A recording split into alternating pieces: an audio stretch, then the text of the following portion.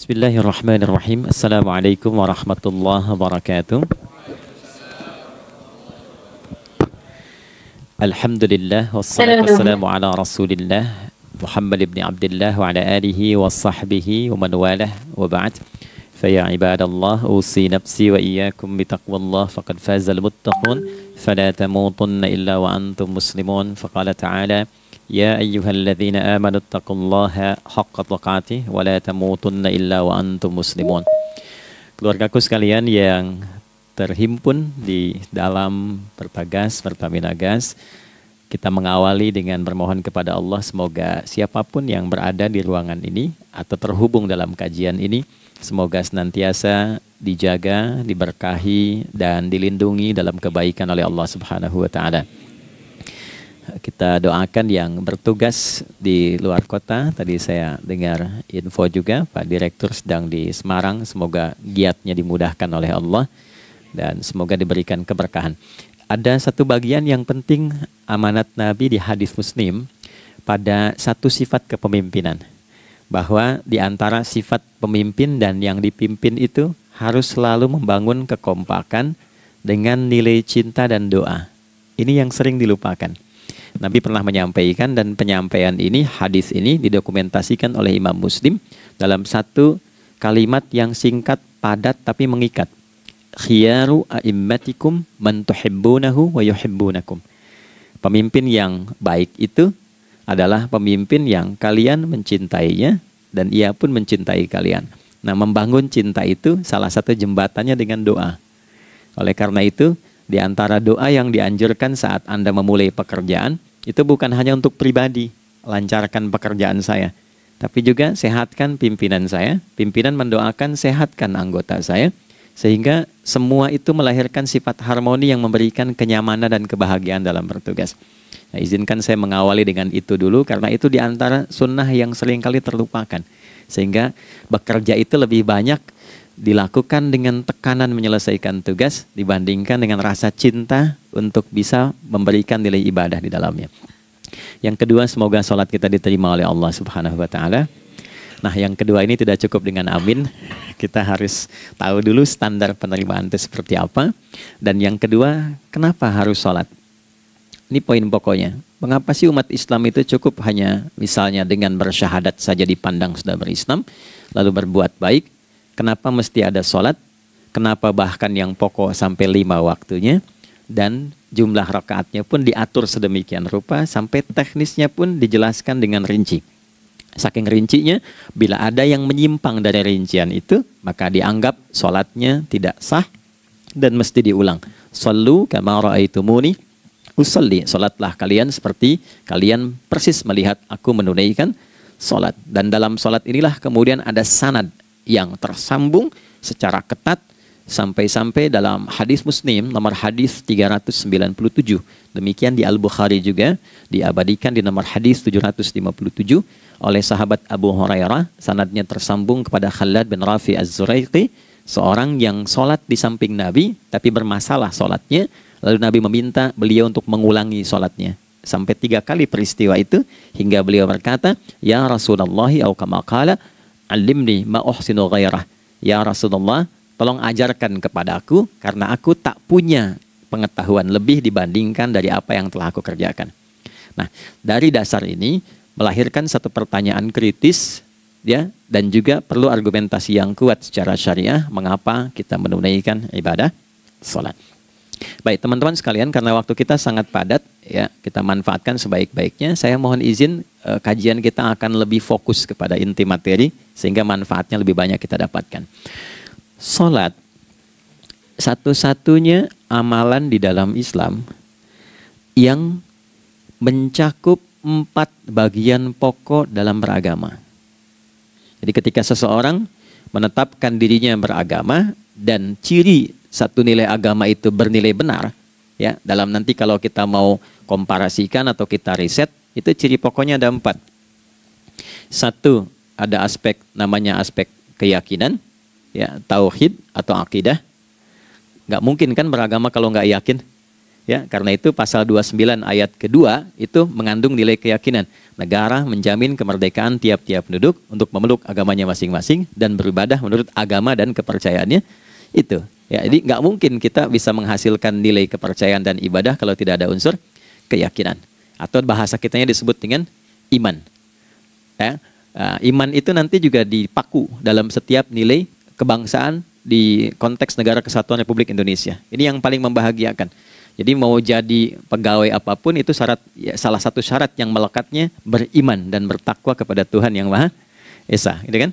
Ya, kemarin saya di BPK itu ada 11 bab Romawi, 40 pasal. Ya, di bab yang keempat pasal 13 tentang pemberhentian dan pengangkatan itu ada 11 poin A sampai K. Di poin B yang keduanya syarat menjadi bagian dari anggota BPK itu beriman dan bertakwa kepada Tuhan Yang Maha Esa. Baik, di Undang-Undang Pendidikan Sisdiknas nomor 20 tahun 2003 itu kalau kita baca dari poin menimbang ada 4, di poin B-nya saja sudah ada iman. Ya, Undang-Undang Dasar 1945 mengamanatkan pemerintah mengusahakan satu sistem pendidikan ya nasional yang meningkatkan keimanan dan ketakwaan pada Tuhan Yang Maha Esa serta akhlak mulia, baru mencerdaskan kehidupan bangsa. Ya, secara singkat, satu, agama dianggap benar kalau ada doktrin keimanan, ada akidah, ada tauhidnya. Yang kedua, ada ibadahnya. Ya, sebagai pembuktian kita beriman, buktinya apa? Ya kan? Saya beriman kepada Tuhan, kita tetapkan, misalnya Allah. Apa pembuktian keberimanan kita kepada Allah? Ya, kan pembuktiannya itu mesti diwujudkan dalam bentuk sikap. Sikap itulah yang disebut dengan ibadah. Nah, konsepsi ini ada di Quran surah ke-20 Thaha di ayat ke-14. Innani anallahu la ilaha illa ana fa'budini. Ya, sungguh aku tegaskan bahwa akulah Allah, satu-satunya Tuhan yang layak dipertuhankan dan disembah. Ketika Anda mempertuhankan aku, fa'budni, maka buktikan kebertuhananmu kepadaku dengan menyembahku. Karena itu namanya Allah punya dua arti. Satu yang dipertuhankan, kan? Ilahun wahid. Yang kedua yang disembah. Ya, jadi yang dipertuhankan dan disembah. Oke. 3. Yang ketiga harus punya unsur praktikal atau implementatif dalam interaksi kehidupan. Ya, jadi bukan cuma nyembah Tuhan, bimbingan kehidupannya apa? Implementasi dari ibadah itu. Ya, ciri umat beragama itu kan bukan hanya sekedar saya yakin, beriman, saya ibadah. Terus bukti ibadah itu dibawa dalam berinteraksi hariannya seperti apa wujudnya. Ya, makanya ketika dulu orang itu jujur, orang itu bangga dengan kejujurannya bukan sebagai orang jujur, tapi sebagai muslim. Jadi ketika ditanya, kenapa Anda jujur? Karena saya muslim. Ketika ada seorang penggembala di Sahara yang sangat gersang, diuji oleh Umar bin Khattab, ingin diambil kambingnya, kan kisahnya viral kan? Baik ya? Oh, tapi ini bukan punya saya. Bilang aja pada tuan Anda, kalau kambingnya hilang satu dimakan serigala. Lantas di mana Allah? Jawaban itu yang menggetarkan kepada jiwa. Jadi kebenaran yang diungkap dengan sikap kejujuran itu implementasi nilai beragama. Nah, jadi praktek ibadah ada di muamalah. Oke, satu akidah. Akidah dibuktikan lewat ibadah, ibadah diimplementasikan dalam muamalah. Itulah sebabnya nanti seluruh bagian tubuh kita ketika digunakan untuk bersifat dan bersikap, itu ada tuntunan iman di dalamnya. Oke? Misal, saya tanya begini ya, ini mukaddimah ya, kita belum mulai nih. Saya tanya gini, apa fungsi mata? Tuh kan, sudah keliru kan? Nah, kalau hanya melihat, hewan juga melihat. Ya, coba kambing melihat, ya kan? Elang melihat. Lalu apa bedanya fungsi mata kita dengan mata hewan? Ternyata ketika kita meriset ayat-ayat Al-Quran terkait dengan fungsi tubuh kita, itu rata-rata dibuka dengan iman dulu. Quran surah 24, surah Cahaya, ayat 30 untuk laki-laki, 31 untuk perempuan. Qul lil mu'minin. Ya Muhammad katakan, viralkan pada pria-pria yang menyatakan dirinya telah beriman. Yaghuddu min absarihim, gunakan pandangannya itu yang dibimbing oleh imannya untuk melihat yang baik saja menurut standar imannya. Jadi kalau menurut imannya tak baik, gak boleh dilihat. Karena itu ketika Anda sudah mengatakan asyhadu an la ilaha illallah, asyhadu anna Muhammad Rasulullah, kalimat itu dari lisan turun ke hati, Itu jadi cahaya ke bagian tubuh kita. Makanya ketika Anda melihat, itu ada cara pandang tertentu yang dibimbing iman. Standarnya beda dengan tanpa iman. Kalau nggak ada iman, semua mungkin terlihat. Tapi ketika ada iman, hati kecil Anda akan bicara, ini nggak baik. Palingkan. Nah, memalingkan dari yang tak baik menurut iman, itu namanya ghaddul basar. Oke? Perempuan juga begitu, setara. Wa kullil mu'minati yaghdudna min absarihinna. Dan katakan pada setiap perempuan yang menyatakan dia beriman, maka gunakan pandangan itu dengan bimbingan imannya. Ketika tak baik menurut imannya, palingkan. Ya, Anda lihat kajian di YouTube, terus ada iklan kan? Nah, terus menurut standar iman nggak bagus, itu otomatis akan nggak suka itu. Ya, pasti dipalingkan. Ya. Anda kalau naik pesawat tuh ya, tugas keluar tuh, pertagas tugas keluar. Kalau pramugari lagi demo tuh yang dilihat pramugarinya apa demonya dulu. Nah, iman itu akan bekerja di situ tuh. Ya, palingkan tuh. Nah, sama dari mata turun ke, jangan langsung ke hati aja, ke lisan dulu kan. Ya, ke mulut kan. Itu mulut tuh ketika digunakan fungsinya, imannya disebut dulu. Ya, Quran surah 49 ayat 11 misalnya. Ya ayyuhalladzina amanu, imannya dulu. La yaskhar qaumin qaum. Ayat 12-nya la yaghtab ba'dukum ba'dha. Hai orang-orang yang telah menyatakan beriman. Kalau pakai alladzina disebutkan 1080 kali dalam Al-Quran, itu kalimatnya diksinya singkat, padat, mencakup semua tanpa sekat. Oke, jadi kalau laki-laki, perempuan, tua, muda, besar, kecil, beda strata, duniawi, itu semua tercakup di dalamnya. Hei semua yang telah menyatakan beriman, gunakan imanmu untuk membimbing lisanmu bertutur. Kalau masih merasa punya iman, jangan gunakan lisan untuk mencela, merendahkan orang. Untuk bergibah, membuat hoax. Didetilkan oleh Nabi, kalimatnya jelas. Man kana yu'minu billahi wal yaumil akhir, falyakul khaira aw liyasmut. Siapapun. Nah, dari alladzina ketika dirinci pakai man. Ya, man itu bentuk tunggal, ya, personal, tapi maknanya general. Jadi kalau Anda, saya, kita baca ayat atau hadis ada man, posisikan Nabi sedang bicara ke kita. Ya, hei Adi Hidayat, posisikan Nabi bilang gitu tuh. Kalau engkau merasa beriman sama Allah dan yakin dihisab di hari kiamat, jaga lisanmu. Katakan yang baik dengan bimbingan imanmu, tak mampu engkau diam. Jadi cukuplah suami istri itu menggunakan satu hadis ini, pasti sakinah itu muncul dalam kehidupan rumah tangganya. Ya, itulah sebabnya kenapa sakinah didahulukan dibanding mawaddah. Hati-hati ya, Mbak, walaupun namanya sakinah nggak ada ini nggak akan datang tuh ketenangan tuh. Ya, ada yang tahu nggak rahasianya? Kenapa sakinah duluan dibanding mawaddah? Ya, 5 juta. Ya, waktu habis karena padat sekali. Maddah jamaknya mawaddah, rasa kasih yang tumbuh dari pemberian materi. Jadi kalau rumah tangga itu ingin cenderung pada kebahagiaan, boleh berbagi dengan materi. Ya, istri cemberut, ya Anda datang dengan senyuman, sayang, kenapa? Ya, ini emas 2 kilo, nah itu pasti sehat lagi tuh. Ya, itu mawaddah. Tapi maaf, walaupun Anda mapan bekerja, harta cukup melimpah, ruah, tapi tidak ada ketenangan di rumah tangga, tidak ada sakinah, maka hampa kehidupan rumah tangga itu. Itulah sebabnya kenapa di Quran sakinah lebih dulu dibandingkan dengan mawaddah. Saya tanya ibu deh, ibu pilih mana? Kaya tapi gelisah atau miskin tapi tenang? Oke. Saya paham itu. Saya paham. Suami juga sepakat semuanya. Ya, artinya apa? Kita nggak bisa menghilangkan unsur ketenangan. Oke, itu hanya pembuktian argumentatif ya, supaya kajiannya lebih kepada argumen. Jadi ada akidah terkorelasi dengan ibadah, implementasinya di aspek muamalah. Nah, nanti cara bermuamalahnya diatur lewat akhlak namanya. Bagaimana bermuamalah yang baik? Kan Anda, maaf ya, berekspresi kepada pimpinan dengan kawan kan berbeda. Oke, kepada orang tua dengan anak kan lain. Nah, yang mengatur interaksi kita sehingga terjalin harmoni yang baik, itulah yang disebut dengan akhlak. Nah, 4 poin inilah yang menjadi inti dakwah Nabi SAW ketika diutus oleh Allah Subhanahu wa Ta'ala. Memastikan 4 ini bisa optimal kita lakukan dalam kehidupan. Bonusnya yang kelima, selalu meningkatkan inovasi sehingga selalu mendapatkan hal baru dalam kehidupan. 5 ini digabungkan di Quran surah kedua Al-Baqarah di ayat 151. Kama arsalna fikum rasulam minkum yatslu alaikum ayatina. 1. Oke, wa yuzakkikum 2, akhlak, wa yu'allimukumul kitaba 3, wal hikmah 4, 5, wa yu'allimukum ma lam takunu ta'lamun.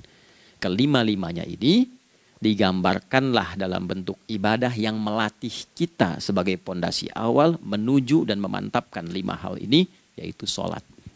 Itulah sebabnya kenapa sholat yang pokok dilakukan 5 waktu dalam sehari untuk mewujudkan 5 hal ini dalam kehidupan, dan satu-satunya ibadah yang mengumpulkan 5 aspek ini dalam prakteknya hanya sholat.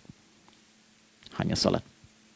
Oke, mari kita detilkan, kita rinci, dan di sini kita akan mulai kajian kita. Yang tadi mukadimah ya. Baik, kita punya 30 menit. Wah, padat sekali. Bismillahirrahmanirrahim. 1.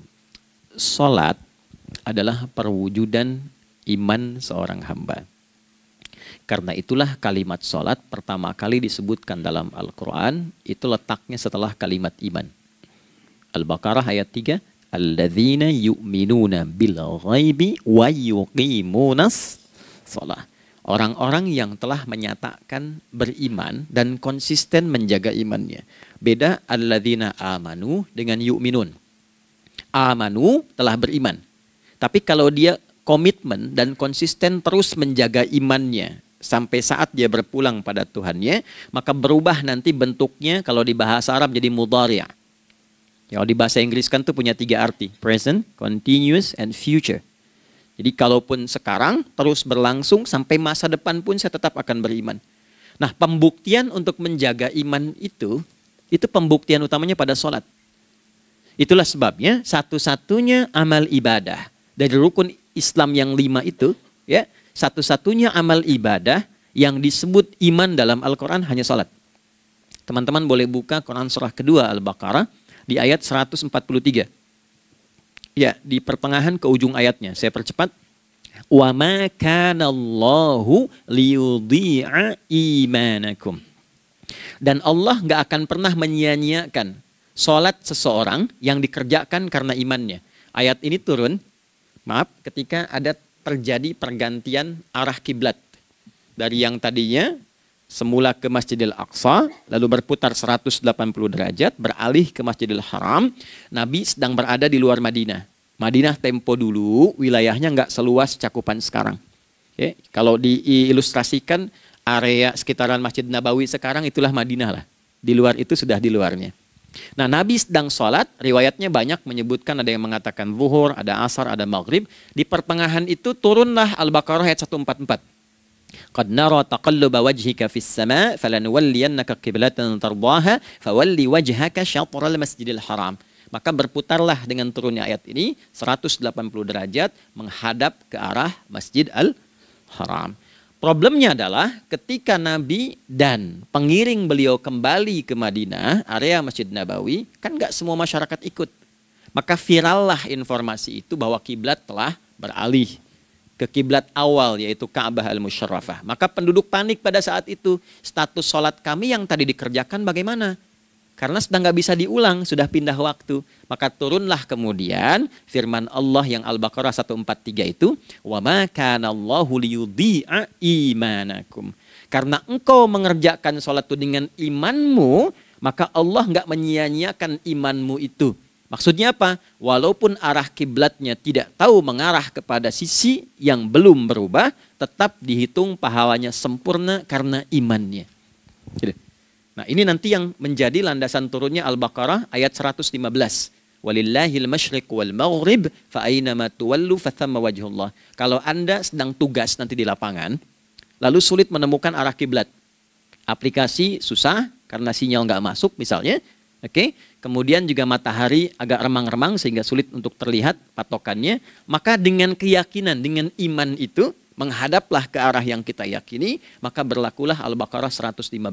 Di saat itu diterima amal ibadah kita sama dengan yang menghadap kiblat dengan dasar imannya. Oke, nah pengertian terbaliknya, mafhum mukhalafahnya, maka Nabi mengatakan, al-farqu bainal mu'min wal kafir tarkus shalah.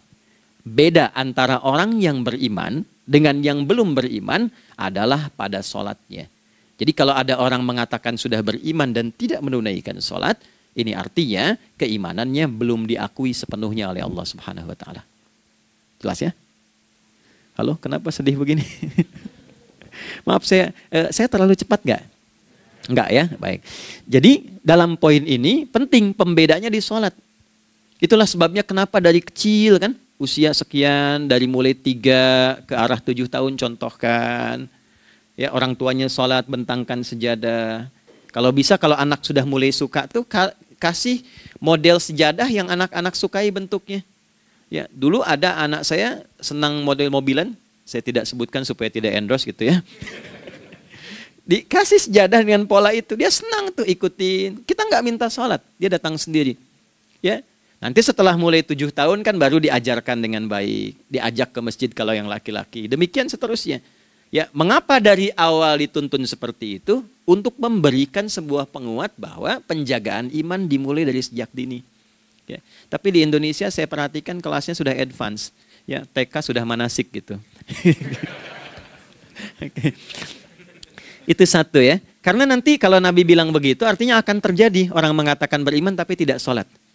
Ya, makanya keras dari awal Nabi katakan bahwa pembeda antara orang yang beriman dengan yang baru klaim beriman itu pada sholatnya.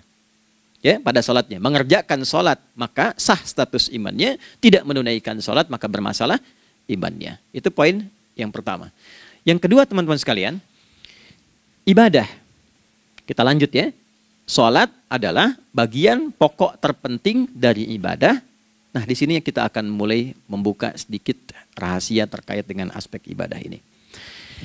Teman-teman sekalian, ternyata sholat ini ketika oleh Allah diturunkan dalam Al-Quran, dalam konteks penunaian ibadah, bukan berarti hanya mengkoneksikan atau mengkorelasikan hubungannya dengan iman saja, bukan. Karena saya beriman, saya buktikan ibadah nyembah Allah lewat salat. Dalilnya Quran surah ke-20 ayat 14. Innani anallah la ilaha illa ana. Aku tegaskan akulah Allah, enggak ada Tuhan yang layak dipertuhankan dan disembah kecuali saya. Fa'budni, kalau Anda telah menyatakan beriman padaku, buktikan keberimananmu dengan menyembah saya dalam ibadah.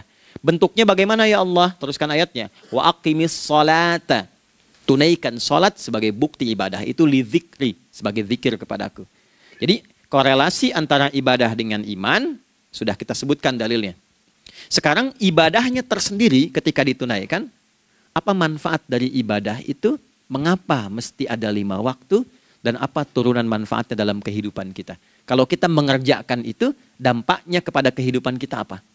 Nah, inilah indahnya di dalam Islam, dijelaskan dalilnya, diberikan contohnya, diberikan alasannya, dan yang paling indah, diberikan penjelasan dengan detail tentang manfaat-manfaatnya. Ini tidak ditemukan di dalam konsep keyakinan manapun. Kalau teman-teman boleh mau riset silahkan. Ada nggak satu keyakinan agama tertentu yang dari ibadahnya itu diatur? Cara memulainya, bacaannya, detailnya, manfaatnya, waktunya, sampai dengan hasilnya, sampai kiamatnya. Ini menunjukkan bukan karya manusia. Bukan karya manusia. Kalau karya manusia setiap orang bisa buat itu. Ya, ketika ini menunjukkan bukan karya manusia, maka pertanyaannya dengan cara apa lagi Allah memberikan pembuktian pada kita bahwa Ia Tuhan yang hak yang harus kita sembah. Nah, kalau sudah paham, mari kita rincikan turunan tentang sholat ini. Kita mulai satu-satu teman-teman sekalian dari waktu sholat. Alhamdulillah. Seperti kita ketahui waktu sholat ada 5. Tapi yang sering kita dapati dari yang 5 ini tidak semua orang mengetahui tentang makna dari nama dan pembagian di waktu ini. Yuk kita mulai rincikan. Sholat yang pertama namanya apa? Gak usah khawatir, menang gak dapat hadiah kalau benar. Salah juga keterlaluan. Oke, 1 subuh. Dia satu-satunya nama sholat yang punya 2 nama ya. Subuh dan fajar. Oke, Pak Fajar, Pak waktu sholat. 2 zuhur. 3 asar.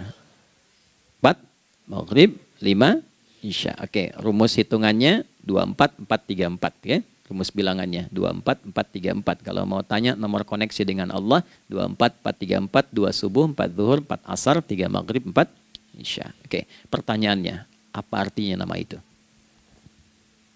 Selama ini jangan-jangan kita hanya tahu namanya, tapi tidak memahami maknanya. Itu poinnya. Oke, sekarang mari kita mulai. Izin saya tidak punya kemampuan untuk menuliskan, ya, karena memang saat ini terbatas, tapi kalau diperkenankan bisa kita coba uraikan sedikit. Baik. Ya, bismillah, jazakallah khair. Mohon fokus baik-baik karena waktunya tinggal 21 menit lagi. Izin saya pastikan dulu ya supaya terlihat dengan baik. Ibu kelihatan di sana? Bagus. Saya kira tuh hanya di Sumbawa Barat. Ternyata di Pertagas pun perempuan-perempuannya imannya luar biasa.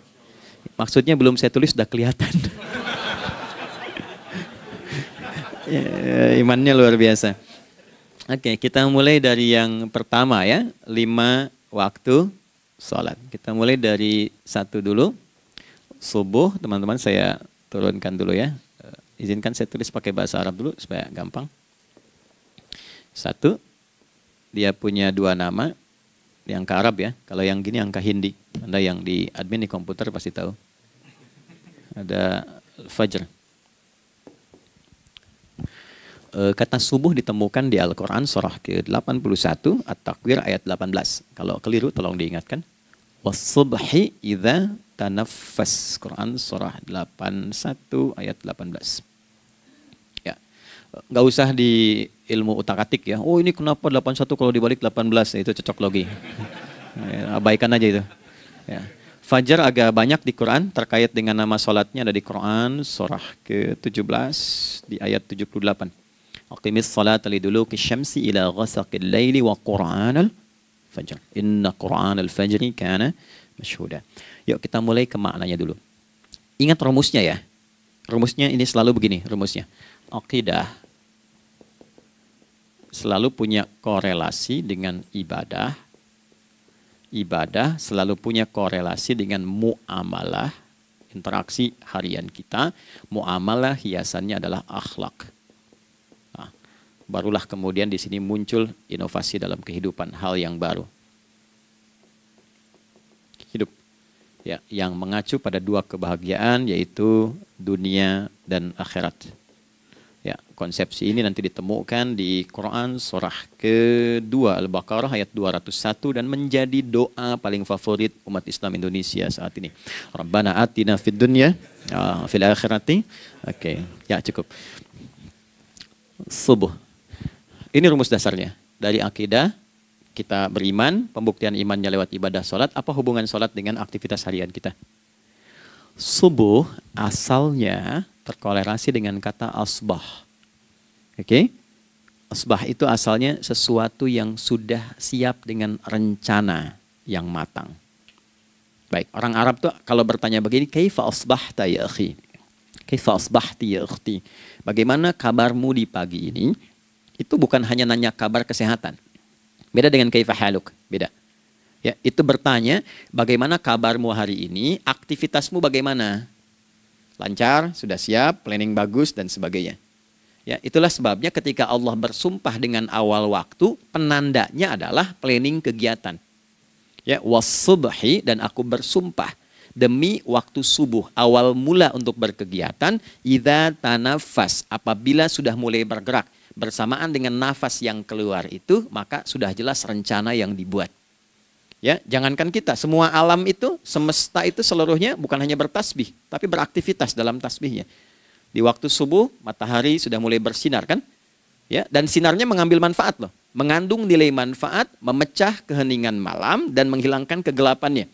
Gelap mulai hilang, datang kemudian sinar yang memberikan kita bimbingan untuk beraktivitas. Tumbuhan dimulai waktu itu sudah mengeluarkan oksigen, menyerap karbon dioksida. Saya waktu di Utrecht, di Delft di Belanda, ya, saya coba ingin membuktikan. Kan adzan nggak terdengar keluar ya. Jadi sebelum waktu subuh itu saya keluar, kebetulan flatnya waktu itu dekat area hutan yang agak rimbun, enak gitu, udaranya bagus. Itu sebelum subuh terasa karbon dioksida.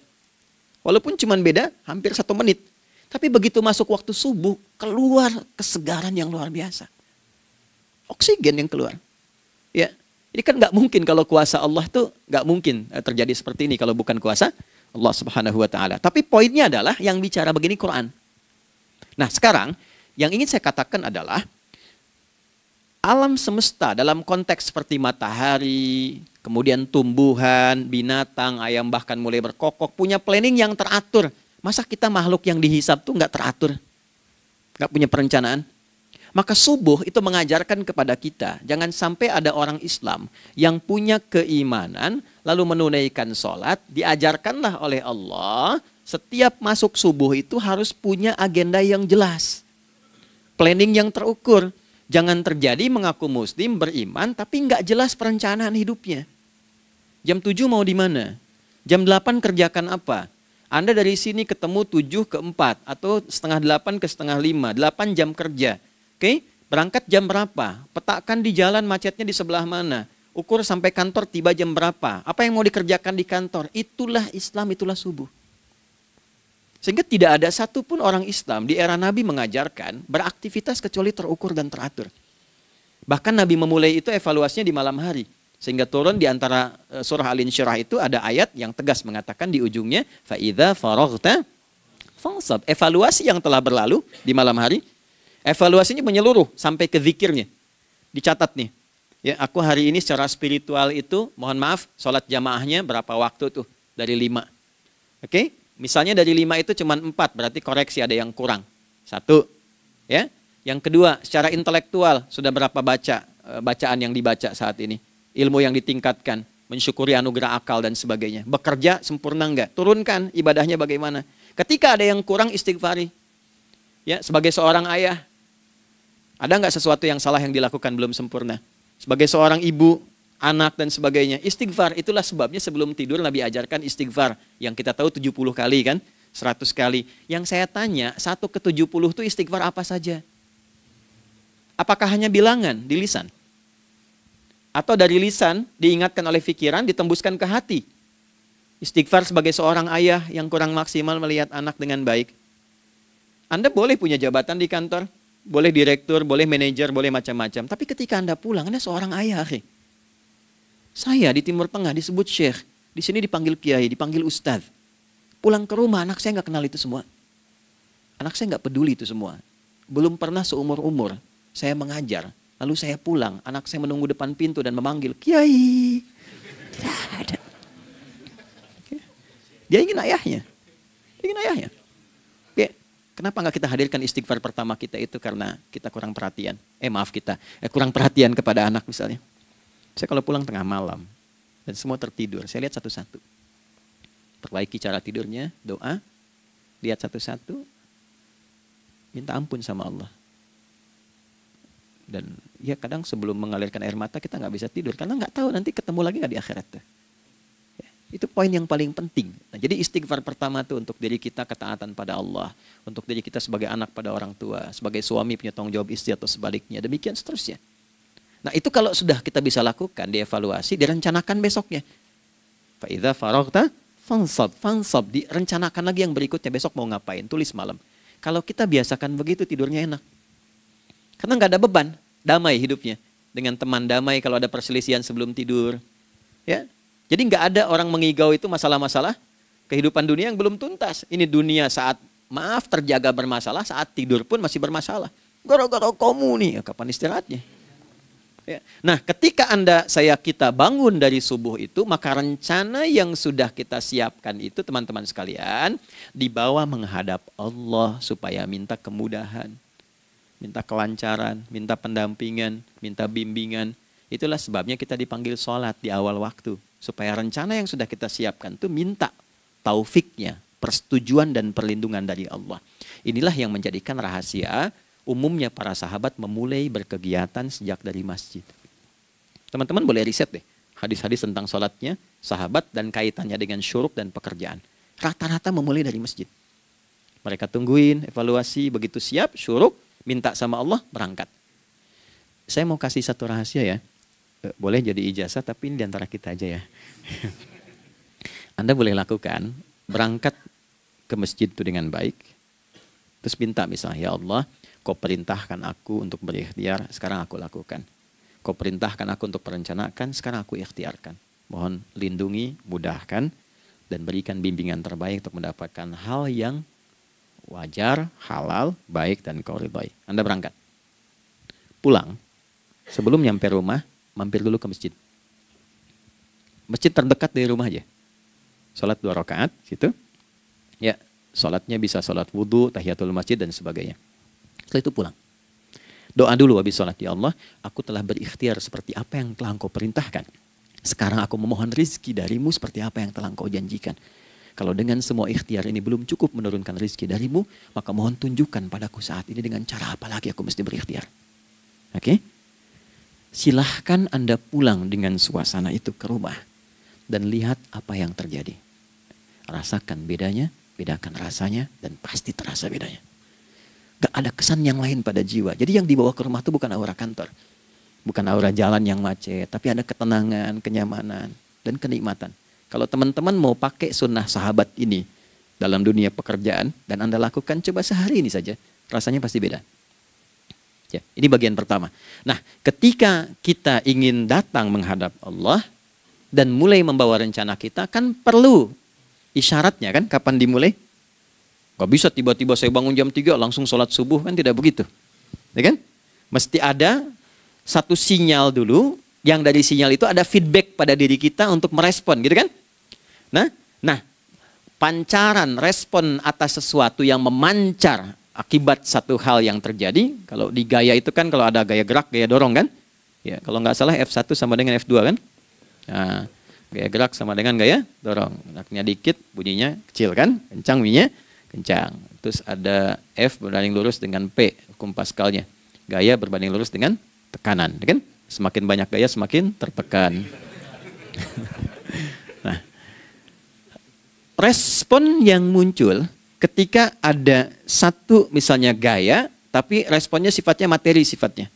Ya, misal kalau Anda mau mengebor air, kan? Kemudian keluar terpancar tuh dari bawah itu keluar misalnya air. Nah, itu namanya infajar.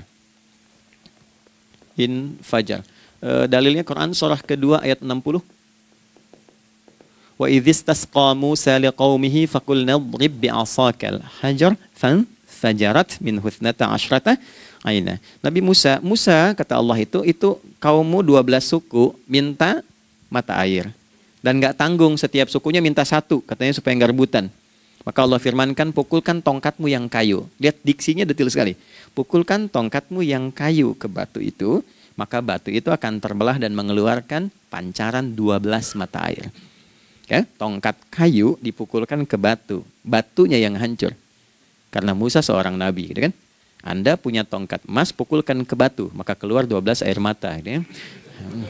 Nah ini, infajar. Kalau respon yang keluar itu respon buruk. Misal dalam nafsu, kan suka ada trigger ya yang memancing respon, terus nafsu keluar kan? Ya, apa saja itu? Lihat gambar yang nggak bagus, nafsu keluar, itu kan? Lihat sendal bagus, nafsu keluar, macam-macam ya. Nah itu fujur namanya, fujur. Hurufnya masih sama, cuma bentuknya berbeda. Fa, jimnya masih ada waw, ada ra-nya, fujur. Quran surah 91 di ayat 7-10. Wa nafsi wa ma sawwaha fa alhamaha fujuraha wa taqwaha. Fujur tembus ke nafas, nafas memerintahkan yang buruk disebut su. Nafas ketemu su jadi nafsu. Makanya nama lain fujur itu nafsu. Dalilnya Quran surah 12 ayat 53. Wa ma ubarri'u nafsi innan nafsa la'ammaratun bisu. Ya, la'ammaratun bisu'i illa ma rahima rabbi. Oke, nafas ketemu su. Teruskan. Tapi kalau pancarannya pada sifat yang baik. Oke? Membelah sesuatu yang gelap menjadi baik, terbuka, memancarkan respon panggilan yang baik, maka berubah katanya menjadi fajar. Oke? Matahari diperintahkan oleh Allah, diperintahkan membelah kegelapan malam. Keluarlah sinar pertamanya, disebutlah fajar. Kenapa? Karena ada respon kebaikan keluar darinya. Baik, perhatikan baik-baik Quran surah kedua ayat 187. Wa kulu washrabu hatta yatabayyana lakumul khaytul abyadu minal khaytil aswadi minal fajar. Itu untuk matahari. Kita lagi tidur enak-enak, sudah nyiapin rencana malam-malam. Tiba-tiba ada panggilan. Allahu Akbar, Allahu Akbar. Itulah tandanya hati kita mengkonfirmasi iman kita dalam diri kita. Cepat, sudah adzan. Pernah begitu? Nah, konfirmasi itulah dalam bahasa lain yang disebut dengan fajar namanya. Datang. Jadi waktunya matahari membelah disebut dengan fajar, konfirmasinya pun disebut dengan apa? fajar. Ya, jadi bersamaan waktunya dengan dua hal itu, datanglah panggilan. Itu yang dimaksud Quran, hubungan iman dengan konfirmasinya sampai ke sholatnya ada di Quran surah 8 ayat 2. Innamal mu'minuna, iman. Alladzina idza dzukirallahu adzan. Wajilat qulubuhum, iman. Jadi begitu ciri iman itu ada dalam jiwa, dipanggil lewat adzan, kan? Allahu Akbar, langsung merespon, ya Allah sudah adzan. Walaupun setelah adzan ada lagi getaran, baru adzan belum qomat gitu kan. Nah, misal ya. Nah, tapi inilah fajar. Jadi maksudnya rencana Anda ini agak jarang dibahas ya. Mohon maaf, ilmu ini agak jarang. Jadi jangan Anda bilang saya bid'ah, bukan. Ya, bukunya ada, referensinya ada. Cuman karena jarang dikaji, jangan sampai kekurangan pengetahuan menghukumi yang tahu jadi salah gitu. Ini poinnya. Jadi saya kalau bahas satu masalah itu bukunya saya kumpulkan. Tafsir awal sampai akhir yang ada apa, buku-buku tentang sholat apa, baru kita keluarkan. Jadi bagian topik-topik tertentu yang dibahas. Problemnya ketika membahas tentang ibadah cuma dua. Satu tentang bacaan, doanya apa. Yang kedua tentang gerakan, bagaimana mengerjakannya. Yang ketiga jarang dibahas, hikmahnya apa. Padahal rumus dalam ibadah itu dalam fikih tiga-tiga mesti dipakai. Ini Quran surah kedua ayat berapa? Ayat 129. Rabbana wab'ats fihim rasulan minhum yatlu 'alaihim ayatika, ini wa yu'allimuhumul kitaba, ini wal hikmah, ini. Barulah kita mendapatkan sesuatu yang baru. Ya. Ini wa yuzakkikum, dan di 151 Al-Baqarah wa yu'allimukum ma lam takunu ta'lamun. Jadi ini bukan ilmu yang baru, bukan, belum tahu saja. Jadi selama ini yang kita kerjakan jangan sampai terbatas pada ritualnya saja untuk mencukupkan ini.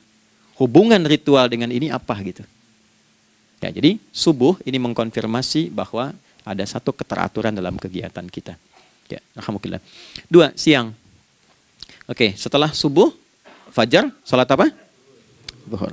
Oke, saya tanya pada Anda, zuhur itu artinya apa?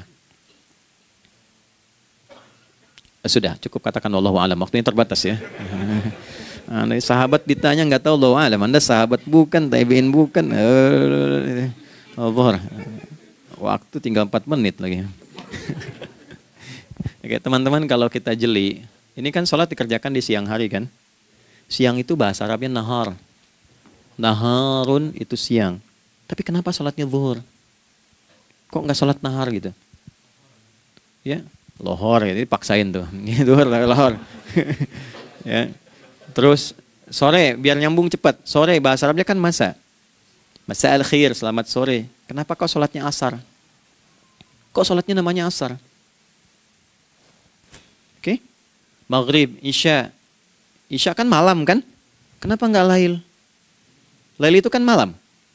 Kalau ada yang istimewa di malamnya, itu lailah namanya. Makanya ketika turun Al-Quran disebut Lailatul Qadar. Karena malamnya istimewa.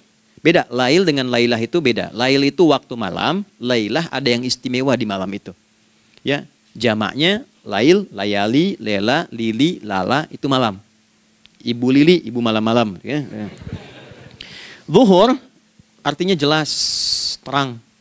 Ada idhar, dibaca dengan jelas, terang, nggak boleh dengung. Man amana, itu kan? Ya, min husni, harus jelas. Ya, ada a, jelas. Zuhur kenapa disebut zuhur? Untuk evaluasi kegiatan kita dari setengah hari. Sudah jelas belum hasilnya? Ya, Anda punya rencana di sini, evaluasi di siang. Jelas gak hasilnya? Pekerjaan Anda yang sekarang diamanahkan dari pagi jam 7 sampai sekarang, evaluasi dulu. Dicek, jangan cuma ditinggalkan. Oke, saya sedang kerjain, tinggalin dulu sholat. Bukan begitu. Ketika akan sholat, Anda cek dulu. Dari ke siang itu tengah hari, bagaimana hasilnya? Ada yang perlu disempurnakan nggak? Ya, ketika ide-idenya mulai mentok, ada yang belum selesai, datang dulu sholat, tenang lagi. Saat tenang itulah dirumuskan kembali pelan-pelan. Kan lumayan dari jam 12 sampai jam 1. Diisi dengan baik, dilihat. Itu baru dunia ini. Kan kita ngejar ini juga. Karena nanti ayat 200-nya, ada yang cuma ngejar ini. Wa minan nasi may yaqulu rabbana atina fid dunya. Bukan, kalau nggak hafal diam aja.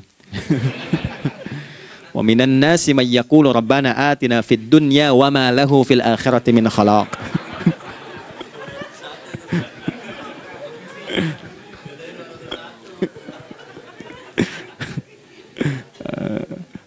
Paham kan? Dan di antara manusia ada yang fokusnya hanya dunia yang dikejar. Sehingga nggak kebagian akhiratnya. Padahal dia tahu dia mau pulang. Yang lebih aneh lagi pengen pulang surganya Firdaus dekat dengan Nabi. Tapi tiap hari yang dikerjakan dunia. Dunia lagi, berangkat gelap, pulang gelap. Terus meninggal gelap juga. Kan repot.